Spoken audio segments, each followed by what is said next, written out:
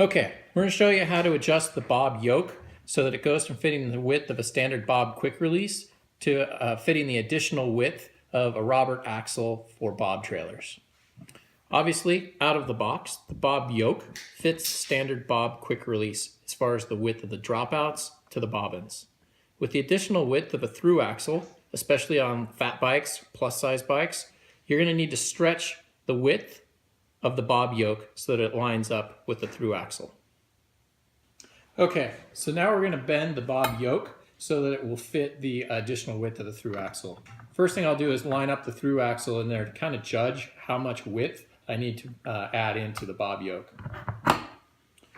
Then what I like to do is I like to put the bob yoke down flat on the ground, and then I'll put my foot on the dropout here, grab onto the other side of the bob yoke, and simply pull it apart until you feel the yoke yield and bend until there's additional width.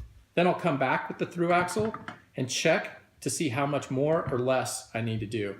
It's just trial and error until you get it the right width. With some of the wider Robert axles, you're going to have to rebend the dropouts from the bob yoke so that they are perpendicular to the through axle. As you spread out the yoke, obviously you're going to lose that angle a little bit. So take a bench vise, adjust it so it'll grab just the dropout, snug it up, and then just give a tug and just realign these dropouts so that they're perpendicular. You can do that for both sides if necessary. Just give it a slight little tug until it bends, sets up. Once it's adjusted, it'll drop right onto the through axle nice and easy.